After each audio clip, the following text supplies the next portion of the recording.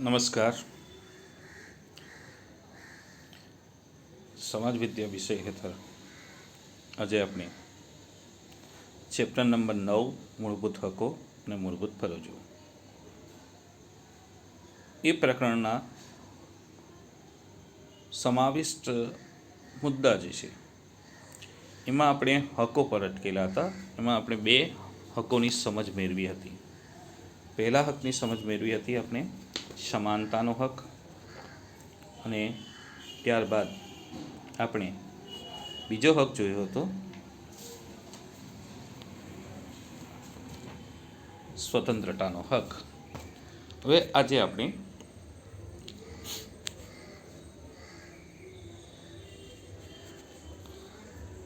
ત્રીજા હકથી શરૂઆત કરીએ છીએ. શોષણ સામેનો અધિકાર. તો યાદ રાખવાનું છે વિદ્યાર્થી મિત્રો કે કોઈ પણ વ્યક્તિનું કોઈ પણ પ્રકારે શોષણ થતું હોય તો આપણા બંધારણની અંદર એ શોષણ સામે રક્ષણ મેળવવાના કેટલાક જે છે કાયદાઓ સંમેલિત કરવામાં આવ્યા છે, ઘડવામાં આવ્યા છે. તો આજે આપણે એ શોષણને કઈ રીતે જોઈ શકીએ. યાદ રાખવાનું છે કે પ્રત્યેક સમાજની અંદર જે ઉચ્ચ વર્ગ છે એ ખાસ કરીને નિમ્ન વર્ગનું શોષણ કરતું હોય છે. ઘરની અંદર પુરુષ સ્ત્રીનું શોષણ કરતું હોય. આવા શોષણના ઘણા બધા કિસ્સા છે. તમે એ શોષણ પર જોયા છે. શોષણને કેટલાક સંજોગોમાં આપણે સહન પણ કરીએ છીએ, અને કેટલાક સંજોગોની અંદર આપણે શોષણની સામે રક્ષણ મેળવવા માટે પણ પ્રયત્ન કરતા જોયા છે અથવા કરવા પડે છે. અહીંયા આજે આપણે શોષણ વિરુદ્ધનો અધિકાર જે છે એ આપણે કયા પ્રકારના શોષણની સામે રક્ષણ આપે છે એની સમજ મેળવીશું. તો જોઈએ કે શોષણ વિરુદ્ધનો અધિકાર. કોઈ પણ વ્યક્તિનું બીજી વ્યક્તિ દ્વારા કોઈ પણ પ્રકારે શોષણ ન થાય અને એક શોષણ વિહીન સમાજની સ્થાપના કરવાનો ઉદ્દેશ્ય એ આપણા બંધારણના ઘડવૈયાઓએ સેવ્યો હતો. એથી જ આપણે શોષણ વિરુદ્ધનો અધિકાર આપવામાં આવ્યો છે. અને આ હક સાબિત કરે છે કે આપણે કોઈ પણ પ્રકારના શોષણ સામે રક્ષણ મેળવવા માટે બંધાયેલા છે અથવા રક્ષણ મેળવવાના હકદાર છે. તો કયા કયા પ્રકારનું શોષણની આપણા બંધારણના ઘડવૈયાઓની જાણ હતી તે શોષણ પર વાત કરીએ તો પહેલાં મનુષ્યનો વેપાર. પહેલાં વિદ્યાર્થી મિત્રો ઘણીવાર તો ગુલામ જે વ્યક્તિ હોય તેને વેચી દેવામાં આવતા. ગુલામ સ્ત્રીઓ જે મનુષ્યનો વેપાર કરવામાં આવતો હતો. ત્યાર પછી વેદ પ્રથા હતી. વેદ પ્રથાની અંદર જિંદગીભર કોઈ વ્યક્તિને ત્યાં કામ કરવું પડતું, નોકર તરીકે, ઘર નોકર તરીકે કે ખેત મજૂર તરીકે. એના બદલાની અંદર એને અમુક રકમ, ચોક્કસ રકમ આપી દેવામાં આવતી. એ પણ કેટલી નજીવી જેવી આપવામાં આવતી. તો એ વેદ પ્રથા હતી. દાસત્વ એટલે ગુલામી જેવું, દાસ તરીકે કામ કરવાનું. આ ઉપરાંત બળજબરીથી કોઈ પણ પ્રકારની મજૂરી જે થતી હતી એની પર પ્રતિબંધિત કરવામાં આવે છે અથવા પ્રતિબંધ મૂકવામાં આવ્યો છે. આપણા બંધારણના ઘડવૈયાઓએ આ વસ્તુ પર પ્રતિબંધ મૂક્યો છે. કઈ વસ્તુ? તો મનુષ્યનો વેપાર, વેદ પ્રથા, દાસત્વ અને બળજબરીથી કરાવતું કોઈ પણ પ્રકારનું કામ એ કાયદાની દ્રષ્ટિએ સજાપાત્ર ગુનો ગણવામાં આવે છે. અનૈતિક, ખાસ કરીને જોઈએ કે અનૈતિક હેતુઓ માટે બાળક કે સ્ત્રીઓનો વેપાર. અનૈતિક હેતુઓ એટલે પ્રશ્ન શું થશે કે કયા પ્રકારનો શોષણ થાય છે.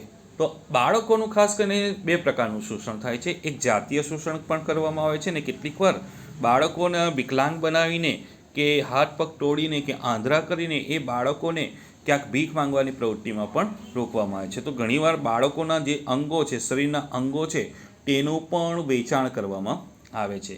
આ ઉપરાંત કેટલાક બાળકો છે જેની પાસે જબરજસ્તી કારખાનાની અંદર કામ લેવામાં આવે છે. તો એ બાળકોનું શોષણ છે. સ્ત્રીઓનું શોષણની વાત છે તો સ્ત્રીઓનું શોષણ ખાસ કરીને જાતીય શોષણ કરવામાં છે. એની સાથે દેહ વિક્રય એટલે કે વેશ્યાવૃત્તિની અંદર સ્ત્રીઓને ધકેલી દેવાય એવું પણ વેપાર થાય છે. એ ઉપરાંત જેને સામાન્ય અર્થની અંદર કહેવાય લોહીનો વેપાર કહેવામાં આવે છે. આ ઉપરાંત સ્ત્રીઓ જે છે બંધક તરીકે, ગુલામ તરીકે બીજા દેશોની અંદર વેચી દેવામાં આવે છે.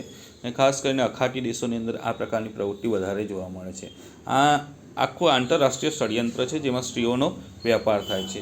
મોટે ભાગે એ સ્ત્રીઓ ખાસ કરીને ઘર નોકર તરીકે પણ કામ કરતી હશે. તે ઉપરાંત એવી સ્ત્રીઓને વેશ્યાવૃત્તિની અંદર એમને સામેલ કરી દેવા છે. તો આ સ્ત્રીઓનો પણ એક વેપાર જે સમાજ માટે સૌથી ચિંતાનો વિષય છે. સ્ત્રીઓનો વેપાર થાય છે.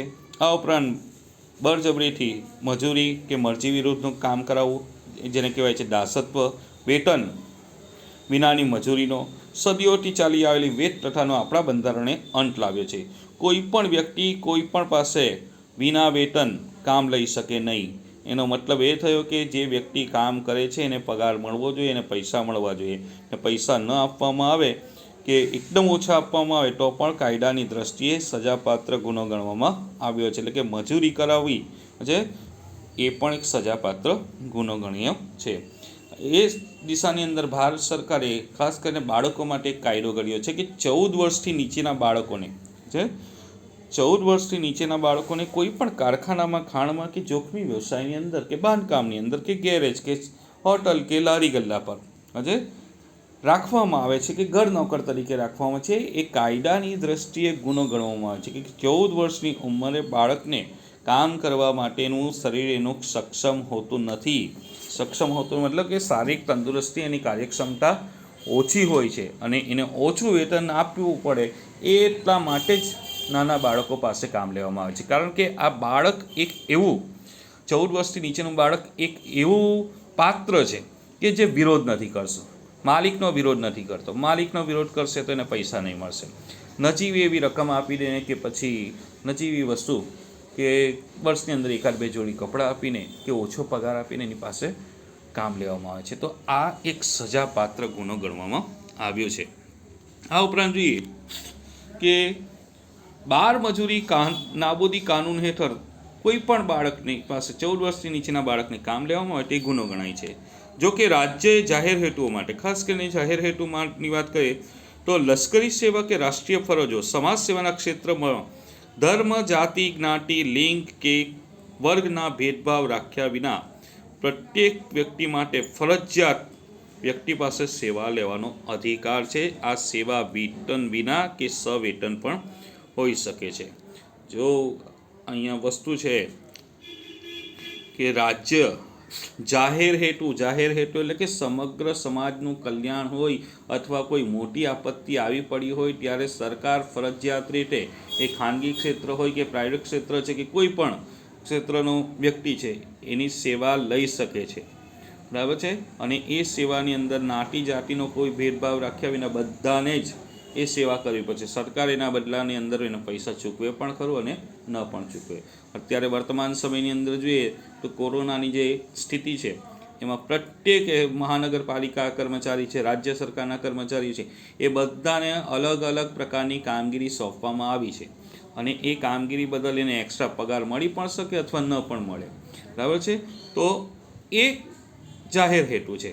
જાહેર હેતુ માટે સરકાર ફરજિયાત પાસે વ્યક્તિ પાસે કામ લઈ શકે છે. તો એને બરાબર છે, એને ખાસ કરીને શોષણ ગણવામાં આવતું નથી. ત્યાર પછીનો હક છે ધાર્મિક સ્વતંત્રતાનો હક. ધાર્મિક સ્વતંત્રતા એટલે શું? તો એક સિમ્પલ વસ્તુ છે કે કોઈ પણ વ્યક્તિને પોતાનો મનપસંદ ધર્મ પાળવાની આપણા બંધારણે છૂટ આપી છે. વ્યક્તિ ધારે એ ધર્મ પાળી શકે અથવા ધર્મ પરિવર્તન કરી શકે છે. આપણે હિન્દુ ધર્મ પાળીએ છીએ તો હિન્દુ તરીકે આપણે જીવન જીવી શકીએ છીએ. એ જ રીતે આપણે પણ અન્ય કોઈ ધર્મ અંગીકાર કરવો હોય તો એ પણ અંગીકાર કરવા માટે સ્વતંત્ર રહે છે. ધાર્મિક સ્વતંત્રતા હેઠળ આપણે જોઈએ કે કેટલાક બીજા વિશેષ અધિકારો પણ આપણા બંધારણની અંદર આપવામાં આવ્યા છે.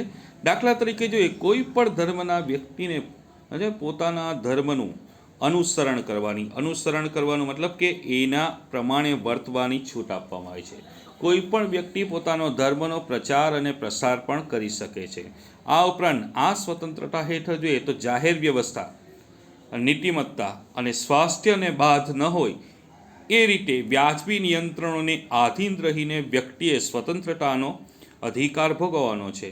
ધાર્મિક ક્રિયાકાંડો, પ્રાર્થના કે પૂજા કરવાના સ્વતંત્રતાનો પણ સમાવેશ કરવામાં આવ્યો છે. અહીંયા સિમ્પલ વસ્તુ છે કે આપણને ધાર્મિક સ્વતંત્રતા હેઠળ ઉત્સવ ઉજવવાની સરકારે છૂટ આપી છે, પણ છૂટ આપી છે એનો મતલબ એ નથી કે આપણે જાહેર વ્યવસ્થાની કે અન્ય કોઈને કન્નડગત થતી હોય એ રીતે આપણે ઉત્સવની ઉજવણી કરીએ.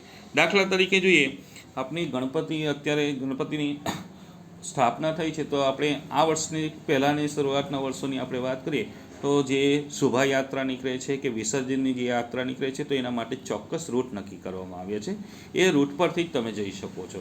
ત્યાર પછી અત્યારે જોઈએ કે કેટલાક પ્રતિબંધો લખ્યા છે કે ડીજે ઉપર પ્રતિબંધ મૂક્યો છે, બરાબર છે. શા માટે આ બધા પ્રતિબંધ જરૂરી છે? કે અન્ય વ્યક્તિને મુશ્કેલી ન પડે એટલા માટે. એટલે આપણને પ્રસંગોની ઉજવણીની છૂટ છે, પણ એની મર્યાદામાં રહીને આપણે ઉજવવાની રહે છે. આ ઉપરાંત જોઈએ કે પ્રત્યેક વ્યક્તિ જે છે એ ધાર્મિક ક્રિયાકાંડો માટે, પ્રાર્થના માટે, પૂજા કરવા માટે જે છે એ સ્વતંત્ર ગણવામાં આવ્યો છે. આ શા માટે આ સ્થિતિ સર્જાય છે? આ ધાર્મિક સ્વતંત્રતાનો અધિકાર શા માટે આપવામાં આવે છે? તો આપણે જોઈએ છીએ કે ધાર્મિક સ્વતંત્રતા એટલા માટે આપી છે કે કેટલાક પહેલાંના સમયની અંદર ફરજિયાત રીતે ધર્માંતરણની પ્રવૃત્તિ થતી હતી, એટલે કે ફરજિયાત ગરીબ વર્ગોને લોભ લાલચ આપીને એની પાસે ધર્મ પરિવર્તન કરાવવામાં આવતું હતું, જે હવે બંધ કરવામાં આવ્યું છે. આ ઉપરાંત આપણા ધાર્મિક સ્થળોએ જોઈએ તો પહેલાં ઊંચ નીચના ભેદભાવ હતા, જેના કારણસર ઉચ્ચ વર્ગ જે છે એ નિમ્ન વર્ગને મંદિર પ્રવેશ નહીં આપતો હતો. તો આ દિશાની અંદર પણ આ હક આપણને ઉપયોગી સાબિત થઈ શકે છે. આ ઉપરાંત જોઈએ કે ભારતમાં રાજ્યને પોતાનો કોઈ ધર્મ નથી, એટલે કે રાજ્ય કોઈ ધર્મનું અનુસરણ નથી કરતું.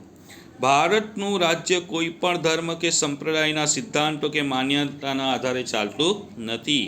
રાજ્ય કોઈ પણ સમુદાયની ધાર્મિક બાબતમાં કે ધાર્મિક માન્યતાની અંદર દખલગીરી કરતું નથી. ધાર્મિક અને સખાવતી હેતુ માટે સંસ્થા સ્થાપવાનો, તેનું સંચાલન કરવાનો અને વહીવટ કરવાની સ્વતંત્રતા પણ ધાર્મિક સમૂહોને આપવામાં આવી છે. કોઈપણ રાજ્ય જાહેર કરવેરા દ્વારા ઊભો કરાયેલા જાહેર ફંડનો ઉપયોગ કોઈ ખાસ ધર્મ કે સંપ્રદાયના લાભ કે અભિવૃદ્ધિ માટે કરી શકશે નહીં. સરકારી ગ્રાન્ટમાંથી ચાલતી કોઈ પણ શૈક્ષણિક સંસ્થામાં ધાર્મિક શિક્ષણ આપી શકાશે નહીં. ધાર્મિક શિક્ષણમાં ભાગ લેવાની કે ધાર્મિક ઉપાસનામાં હાજર રહેવાની ફરજ પાડી શકશે નહીં. બહુ સરસ વાત કરી છે આપણા, કે કોઈ પણ ધાર્મિક સમૂહ છે એ ધાર્મિક સમૂહ જે છે પોતાની ધાર્મિક સંસ્થા સ્થાપી શકે છે. દાખલા તરીકે આપણે મંદિર બનાવવું હોય તો મંદિર બનાવી શકીએ છીએ. એના માટે એ મંદિરનો વહીવટ કરવો એ પણ આપણે કરી શકીએ છીએ, બરાબર છે. તો કહેવાનો મતલબ એ છે કે આપણને ધાર્મિક સંસ્થા સ્થાપવાનો હક છે અને રાજ્ય એ બાબતમાં કોઈ દખલગીરી કરતું નથી. ને રાજ્ય પાસે જે કંઈક રકમ દાન પેટે આવી છે કે કોઈ પણ રીતે એકત્ર થયેલી છે, ફંડ ફાળો, એ કોઈ પણ ધર્મના પ્રચાર પ્રસાર માટે ઉપયોગમાં નહીં લઈ શકે. આ વસ્તુ ખાસ નક્કી થયેલી છે. ને બીજું કે સરકારી જે શાળાઓ છે, સરકારની સંપૂર્ણ સહાયથી ચાલતી કે સરકારની આંશિક સહાયથી ચાલતી કોઈ પણ શિક્ષણ સંસ્થા છે એ ધાર્મિક શિક્ષણ આપી શકતી નથી, બરાબર છે. ધાર્મિક શિક્ષણ આપી શકતી નથી એનો મતલબ કે એ વિશેષ પોતાનો ધર્મનો પ્રચાર પ્રસાર કરી શકતી નથી. એના માટેના અભ્યાસક્રમો પણ સરકાર દ્વારા નિર્ધારિત કરવામાં આવે છે અને એ નિર્ધારિત અભ્યાસક્રમોનો જ જે તે શાળાએ છે અભ્યાસ પ્રવૃત્તિ હેઠળ સમાવેશ કરવાનો રહે છે. ત્યાર પછીનો ત્રીજો હક છે સાંસ્કૃતિક અને શૈક્ષણિક હકો. ભારતની અંદર જોઈએ તો વિવિધ ધર્મ, વિવિધ ભાષા અને સંસ્કૃતિ ધરાવતા લોકો રહે છે. ભારતના પ્રદેશમાં રહેતા લોકોને પોતાની આગવી ભાષા છે, લિપિ છે, સંસ્કૃતિની ઓળખ છે અને આધારે રચાયેલા વર્ગ સમૂહને જાળવી રાખવાનો પણ અધિકાર છે. કોઈ પણ શૈક્ષણિક સંસ્થા કે રાજ્યની ગ્રાન્ટ પર નિર્ભર હોય તેવી તેમાં ધર્મ, જાતિ, જ્ઞાતિ કે ભાષાના આધાર પર કોઈ પણ કારણ વગર નાગરિકનો પ્રવેશને અટકાવી શકાતો નથી. આ સાંસ્કૃતિક અધિકાર હેઠળ તમે તમારી ભાષા બોલી શકો છો, તમારી લિપિની અંદર લખી શકો છો, તમારા તહેવારો, ઉત્સવો ઉજવણી કરી શકો છો, તમારી ધાર્મિક સંસ્કૃતિ કે તમે તમારી પરંપરા પ્રમાણેનો પહેરવેશ પણ પહેરી શકો છો, ઇવન કે તમે તમારી સંસ્કૃતિ પ્રમાણેનો ખોરાક પણ લઈ શકો છો. એના પર કોઈ પ્રતિબંધ મૂકવામાં આવ્યો નથી. મતલબ કે આપણે આપણી ધાર્મિક માન્યતા પરંપરા પ્રમાણે જીવવા માટે સ્વતંત્ર છે. આ સાંસ્કૃતિક હક હેઠળ આપણને કલા, ઉત્સવો, તહેવારો ઉજવવાની પણ સંપૂર્ણ છૂટ આપવામાં આવી છે. દાખલા એ ઉપરાંત જોઈએ કે કેટલીક સરકારની સહાયથી ચાલતી જેટલી પણ સંસ્થા હોય છે, શૈક્ષણિક સંસ્થા એટલે શાળાઓની વાત કરીએ કે સંપૂર્ણ સરકાર પગાર ચૂકવતી અથવા અડધો પગાર ચૂકવતી કે આંશિક ચૂકવતી હોય, તો એ શાળાની અંદર કોઈ પણ ધર્મનો વિદ્યાર્થી પ્રવેશ મેળવી શકે છે. એટલે કે જાતિ ધર્મના આધારે સ્કૂલમાં એડમિશન અટકાવી શકાતું નથી. આ ઉપરાંત જોઈએ કે કોઈ ઉમેદવાર ચૂંટણીમાં ધર્મ કે જાતિ કે ભાષાના ધોરણે પોતાને મત આપવાની અપીલ કરે તો લોક પ્રતિનિધિત્વ ધારાની કલમ 123/3 હેઠળ ગેરરીતિ ગણાય છે. કોઈ પણ રાજ્ય કોઈ પણ કાયદો ઘડીને નાગરિકને તેના કોઈ વિભાગ પર, કોઈ સંસ્કૃતિ કે કોઈ ભાષાના પાયા પર રચાયેલા તમામ લઘુમતીઓને તેમની પસંદગીની શૈક્ષણિક સંસ્થા સ્થાપવાનો, વહીવટ કરવાનો અધિકાર આપશે. અહીં યાદ રાખવાનું છે કે ચૂંટણીની અંદર જે પણ ઉમેદવાર છે એ ધર્મના આધાર પર મત માંગી શકે નહીં, કે આપણે હિન્દુ છે તો હિન્દુઓ બધા મને મત આપો, મુસ્લિમ છે તો મુસ્લિમોને મત મળે, એવો કોઈ જે કાયદો નથી. એટલે કે ધર્મના આધાર પર એ મત માંગી શકતા નથી. આ દિશાની અંદર બે ઉદાહરણ આપીએ કે છેલ્લી લોકસભાની ચૂંટણીની અંદર માયાવતીએ મુસ્લિમોને અને દલિતોને અપીલ કરી, ખાસ કરીને મુસ્લિમ વર્ગને અપીલ કરી હતી કે સમાજવાદી બહુજન સમાજ પાર્ટીને મત આપે, જ્યારે યોગી આદિત્યનાથે અપીલ કરી હતી કે હિન્દુઓ બીજેપીને મત આપે. તો ધર્મના આધાર પર આ મત એમણે માંગ્યા તો ખરા, પણ ચૂંટણીની જોગવાઈ હેઠળ એમને સજા કરવામાં આવી અને એમને 3 દિવસથી 5 દિવસ સુધી પ્રચાર બંધ કરવાની ફરજ પાડી સજા હેઠળ. એટલે કે ધર્મના આધાર પર તમે મત માંગી શકો નહીં. આ ઉપરાંત બીજું છે કે કોઈ પણ લઘુમતી સંસ્થા છે, કોઈ પણ ધાર્મિક સમૂહની સંસ્થા છે, એ પોતાની શૈક્ષણિક સંસ્થા સ્થાપી શકે છે અને ચલાવી પણ શકે છે. દાખલા તરીકે આપણે લઘુમતી શાળાઓની વાત કરીએ તો આપણી નજીક સુરત વિસ્તારની આપણી બાળાશ્રમ શાળાની નજીકની અંદર જોઈએ તો આપણે જોઈશું કે ભાઈ ઘણી બધી લઘુમતી શાળાઓ છે. એ લઘુમતી ધર્મના આધાર પર પણ હોઈ શકે છે અથવા આપણે જોઈએ કે જાતિના આધાર પર પણ હોય, ભાષાના આધાર પર પણ હોઈ શકે છે.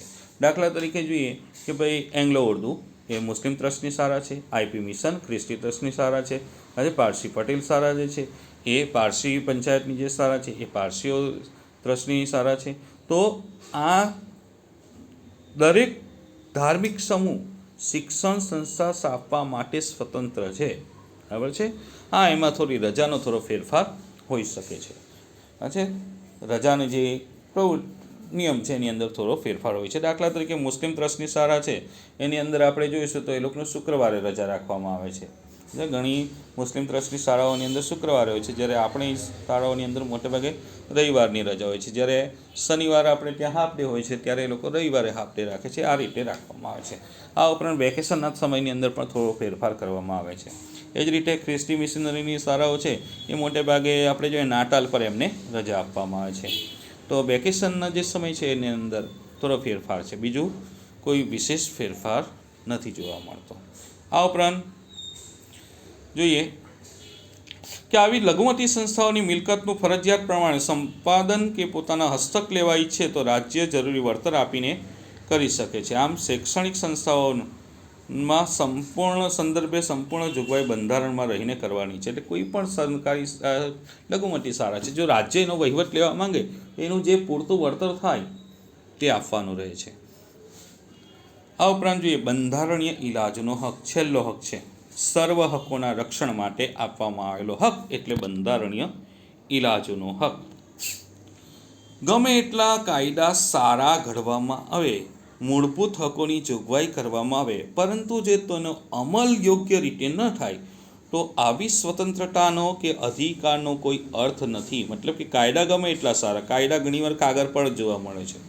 કાયદા તો ઘણા છે, પણ કાયદાનું વાસ્તવિક રીતે ઘણીવાર પાલન પણ નથી થતું. એના સંદર્ભની અંદર આ વસ્તુ હકની સમજ મેળવવાની છે. તેથી જ આ હકોમાં અમલ માટે બંધારણમાં જોગવાઈ કરવામાં આવી છે. તે અનુસાર મૂળભૂત હકોના ભંગ બદલ સીધા સર્વોચ્ચ અદાલતમાં કે વડી અદાલતમાં જઈને આપણે દાદ માંગવાનો અધિકારને મૂળભૂત હક તરીકે સ્વીકારવામાં આવ્યો છે. સર્વોચ્ચ અદાલત મૂળભૂત હકોના રક્ષણની અગત્યની ભૂમિકા ભજવે છે. આ અંગે અદાલત જરૂરી લાગે તો એ પ્રકારના યોગ્ય આદેશો, સૂચનાઓ, યાજ્ઞાપત્રો, હુકમનામા કાઢવાની વિશાળ સત્તા બંધારણને બક્ષવામાં આવી છે. બંધારણમાં બક્ષવામાં આવી છે, જે અંગે કોઈ વાંધો લઈ શકતું નથી. મૂળભૂત અધિકારોના ભંગ થયાની રાજ્યની ફરિયાદ આવે તો તે અંગે યોગ્ય ઉપાય કરવાનું સર્વોચ્ચ અદાલત માટે જરૂરી છે. ડૉક્ટર ભીમરાવ આંબેડકરે આ હકને બંધારણનો આત્મા સમાન કહ્યો છે. સંસદ કાયદા દ્વારા આવા હકો બહાર પાડવાની સત્તા અન્ય અદાલતોને સુપરત કરી શકે છે. મૂળભૂત અધિકારોના ભંગ થતો હોય તો એ સાથે અસંગત હોય તેવો કાયદો ઘડતા રાજ્ય વિધાનસભાને સર્વોચ્ચ અદાલત અટકાવી શકે છે. આમ આ હક કોઈ પણ નાગરિકને તેના મૂળભૂત હકોના ભંગ બદલ અદાલતોમાં જવાનો અને હકોના રક્ષણ કરવાનો અધિકાર આપે છે. આમ બંધારણમાં બક્ષવામાં આવેલા મૂળભૂત હકો ભારતીય નાગરિક માટે ઉપલબ્ધ કરાયા છે. આ હકો સરકાર, કેન્દ્ર સરકાર અને રાજ્ય સરકાર સામે આપવામાં આવ્યા છે. મૂળભૂત હકો બધા સમય માટે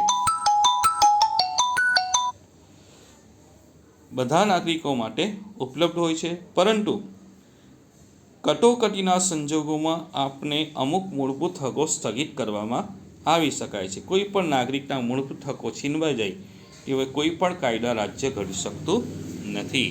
અહીંયા આપણે સમજ મેળવીશું કે બંધારણીય ઇલાજનો મતલબ શું છે. કે આપણે જે મૂળભૂત હકો આપ્યા છે, સ્વતંત્રતા છે, સમાનતા છે, સાંસ્કૃતિક અને શૈક્ષણિક હકો છે, શોષણ સામેનો અધિકાર છે, તો આ હકો હેઠળ આપણે જોઈએ કે વ્યક્તિનો કોઈ પણ પ્રકારના અધિકારોનો જો ભંગ થતો હોય તો એ અદાલતમાં જઈને ન્યાય માંગી શકે છે. આ ન્યાય ક્યારે માંગી શકે છે? કે જ્યારે એ ન્યાય ત્યારે જ માંગી શકે છે જ્યારે આપણને આ બંધારણીય ઇલાજનો હક આપવામાં આવ્યો છે, ત્યારે જ આપણે માંગી શકીએ છીએ. વ્યક્તિનું કોઈ પણ પ્રકારનું શોષણ થાય તો આ હક હેઠળ આપણે અદાલતમાં ન્યાય માંગી શકીએ છીએ, પોલીસ ફરિયાદ કરી શકીએ છીએ. એટલે ભીમરાવ આંબેડકરે આને બંધારણનો આત્મા કહ્યો છે.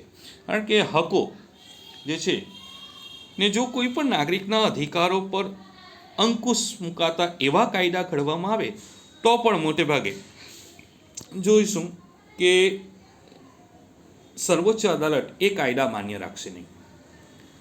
એ કાયદા માન્ય રાખવાની નથી, એ કાયદા રદ કરવા પડે છે. એના માટે સર્વોચ્ચ અદાલત છે સૂચનાઓ આપી શકે અને યાજ્ઞાપત્ર કે હુકમનામા બહાર કરી શકે છે. બરાબર છે. એટલે આવા કેટલાક કાયદા જે છે જેનાથી માનવ અધિકારો પર અંકુશ મુકાતું હોય તો એવા કાયદા આપણા બંધારણની દ્રષ્ટિએ માન્ય ગણાશે નહીં, અને એ કાયદા રદ કરવાની જવાબદારી સર્વોચ્ચ અદાલતની રહે છે. આ હક છે બંધારણીય ઇલાજનો, એટલે કોઈ પણ પ્રકારનું શોષણ સામે આપણે આ હકનો ઉપયોગ કરી શકીએ છીએ. તે ઉપરાંત જોઈએ કે કેટલીક કટોકટીની સંજોગો આવે. કટોકટીના સંજોગો એટલે કે યુદ્ધ ફાટી નીકળ્યું હોય કે પછી કુદરતી આપત્તિ આવી ગઈ હોય કે મોટી હોનારત સર્જાઈ હોય ત્યારે આપણે કેટલાક અધિકારો પર અંકુશ મુકાઈ જાય છે. દાખલા તરીકે જોઈએ, આપણે હક તો ઘણા બધા છે, દેશના કોઈ પણ ખૂણાની અંદર હરવા ફરવાનો, પણ જ્યારે કટોકટી હોય કે વિસ્તારની અંદર ધમાલ ફાટી નીકળી હોય ત્યારે આપણે એ વિસ્તારની અંદર પ્રવેશ કરી શકતા નથી. એટલે કહેવાનો મતલબ, દાખલા તરીકે અત્યારે કાશ્મીરની અંદર કેટલીક પ્રતિબંધ છે, તો કાશ્મીરની અંદર પ્રતિબંધ છે, તો હવે કોઈ વ્યક્તિ કાશ્મીર જવા માંગતો હોય તો અત્યારે કાયદાની દ્રષ્ટિએ એ જઈ શકે, એના અધિકાર હેઠળ એ જઈ તો શકે છે, પણ અત્યારે હાલ પૂરતું એ નહીં જઈ શકે. કારણ કે પરિસ્થિતિ ત્યાં સારી ન હોય તો સરકાર અમુક હકો પર આપને અંકુશ મૂકી દે છે. દાખલા તરીકે બીજી એક છે, ઉદાહરણ સ્વરૂપે જોઈએ કે વીજળીનું બિલ આપણે ભરીએ છીએ તો આપણે વીજળી વાપરવાનો અધિકાર છે. બરાબર છે. વીજળીનું બિલ આપણે ભરીએ છીએ તો આપણે વીજળી વાપરવાનો ચોક્કસ અધિકાર છે, પણ યુદ્ધ જેવી પરિસ્થિતિ હશે તો આપણે વીજળી નહીં વાપરી શકીએ. એનું કારણ એ છે કે યુદ્ધ જેવી પરિસ્થિતિમાં જો આપણે વીજળી ચાલુ રાખશું તો દુશ્મન દેશો જે છે એ આપણા સ્તરો પર આક્રમણ કરી શકે છે, તો વીજળી પર પ્રતિબંધ મુકાઈ જશે, એટલે વપરાશ પર પ્રતિબંધ મુકાઈ શકે. તો કહેવાનો મતલબ કે અધિકારો બધા છે, પણ અધિકારોની એક મર્યાદા છે. વાણી સ્વતંત્રતા છે. વાણી સ્વતંત્રતાનો મતલબ એ નથી કે તમે કોઈ પણ વ્યક્તિ વિશે ગમે તેમ બોલો, કોઈ વ્યક્તિ વિશે, કોઈ ધર્મ વિશે ગમે તેમ બોલો તો સજાપાત્ર આપણું કૃત્ય ગણવામાં આવે છે. એટલે જ કહેવામાં આવ્યું છે કે મૂળભૂત હકો આપને અવશ્ય છે, પણ એ મૂળભૂત હકો ઉપર પણ કેટલીક મર્યાદા છે. એ મર્યાદા જે છે એ મર્યાદાનું આપણે પાલન કરવું રહ્યું. અત્યારે કોરોનાની સ્થિતિમાં આપણે એક પ્રદેશ માટે બીજા પ્રદેશ માટે હવે જવું હોય તો કેટલાક પ્રતિબંધો મૂક્યા છે સરકારે, એ જાહેર હિત માટે છે, બરાબર છે, એ આવશ્યક પણ છે.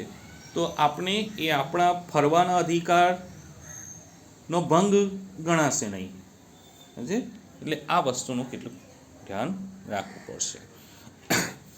તો નમસ્કાર વિદ્યાર્થી મિત્રો, આટલું. ત્યાર પછી તમારો કોઈ પણ આગળનો જે વિષય મુદ્દો છે એ બીજા પાર્ટની અંદર આપણે જોઈશું, મૂળભૂત ફરજો વિશેની માહિતી. હવે પ્રશ્ન પાઠને લગતું કોઈ પણ તમને સમજ ન પડી હોય તો આપ મને કોલ કરી શકો છો, અથવા તમે મહેરબાની કરીને આપને એક રિક્વેસ્ટ છે કે મેસેજ નહીં કરો. સીધા જરૂર હોય તો કોલ કરો, ને કોલ કરવા માટેનો નિશ્ચિત સમય તમને આપ્યો છે આગળ કે 11 થી 4 ની વચ્ચે તમે કોલ કરી શકો છો. અસ્તુ.